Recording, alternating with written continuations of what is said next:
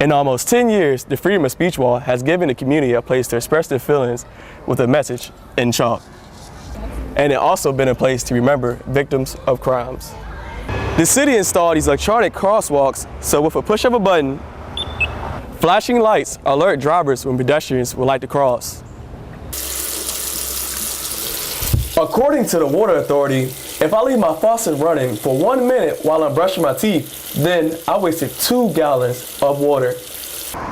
Engineers have been trying to come up with a plan to fix this crumbling bridge. If you take a look here, they put down some concrete patches to fix up the bridge. And if you take a look across the street, they put up a fence to prevent people from walking on this crumbling bridge. A Richmond chef has just returned from a well-respected cooking experience in New York City. It was a once-in-a-lifetime opportunity for Magpie's Owen Lane. I spoke to him before he left for New York City, and he said he was trying to take a little bit of Virginia to the folks in the Big Apple. Owen Lane, chef and co-owner of the Magpie in Richmond Carver District, was selected to cook at the City Grick in New York City. That restaurant is known for hosting well-known and emerging guest chefs from around the world. Big honor to be selected to represent Richmond. Lane says he can't wait to showcase Virginia and all the food the Commonwealth has to offer. I'm doing all Virginia based products, so I wanted to not just go up there and showcase the kind of stuff we do here, but I also wanted to showcase the farms. This dish here is the pulled rabbit.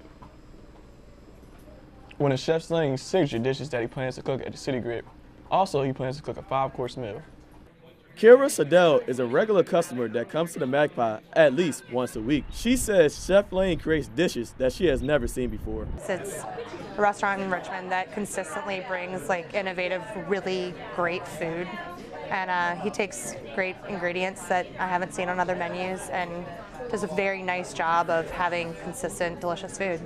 As for Chef Lane, he says there are no barriers to his food creations. I don't think there should never be any type of limitation on what you should be able to do with food. It's our canvas, and we're gonna paint it however the hell we want. Lane is the 3rd chef to be selected from Richmond. The other 2 came from the Roosevelt and the Rappahannock restaurant. I think we're all in for a big shift here pretty soon of what the city is really gonna be. And Rob Parton ran in last year's Anthem Richmond Half Marathon. This year the run is personal for him because he is running for his friend's mom who has pancreatic cancer. It was kind of just a calling to me. Parton wants to raise money through a new website called Dedicate My Run. It lets runners like Parton fundraise money. Racers can send out emails and messages with a link for friends. Laura Essex started the site in late January when she wanted to raise money for Alzheimer's, the disease that killed her father. The site currently has less than 40 registered users and has raised just under $2,000. And so when I started looking for a way to, marry running any race with any charity, I wasn't finding it out there. So I started to think about doing it myself. Now, this website creates a smoother path for people like Essex and Parton to sponsor their runs and organize events with charitable donations.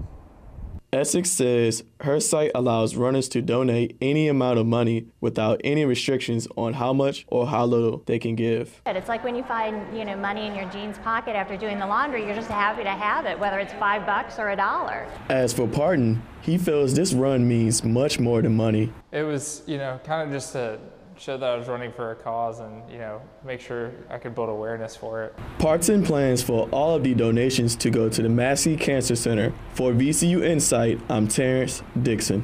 Good evening and welcome to VCU Insight. I'm Randy Ayala. And I'm Terrance Dixon. Thanks for joining us. Our top story tonight, electronic cigarettes have taken on a new liquid form with a sweet smelling scent that some say is tempting to children. Insight's Matthew Hall is in our newsroom to tell us more. Good evening, Matthew. Good evening, Terrance. Kings Dominion is kicking off the summer season by celebrating its 40th anniversary. The park is getting some exciting new attractions. In celebration of 40 years, Kings Dominion has added some new attractions for people to enjoy. Crowds gather to watch VCU's pep band, the Peppers, kick off the grand opening early this month by performing a few songs. But all season long, people can see what's been fixed and what's brand new. The floor clock has been completely redone, A Walk of Memories has been added to show the 40-year history of the park, and the famous talking mushroom has also made a return, thanks to park goers' demands on Facebook. Park officials didn't say how much the total renovations will cost. Edward's book is available at his website and will be available for download as an ebook next month. If sales go well, he plans to rewrite more of Poe's work as children's books.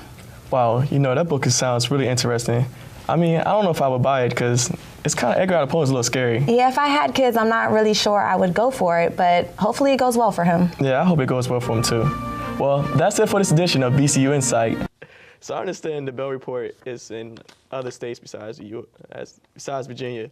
Can you tell me a little bit about the Bell Report and what it is? Well, there's a story behind the Bell Report. The Bell Report was actually created for my family. The Bell, and this is after a cousin was involved in a motorcycle accident. It's crazy. Now, you mentioned that it started to grow. Right Yes. now, under 400,000 people are subscribed to it. Mm-hmm. Why do you think it grew so big? It grew big because of how we marketed it. And All right. Now, I understand that people call the Bell Report the CNN of news. Why is that? because they depend on the Bell Report for news. Anything that's going on in the gospel community, from Dr. Bobby Jones to Vicki Winans to Kirk Franklin, people want to know what's going on. And it doesn't hurt that I'm also Dr. Bobby Jones' publicist, that I work with some of these gospel artists and I help them book different events, and people book me as well to speak and to also do cool things at MC events. Okay. All right. I've been speaking with local radio personality Sheila Bell. Thanks for being here. Thank you for having me. All right. Thank you.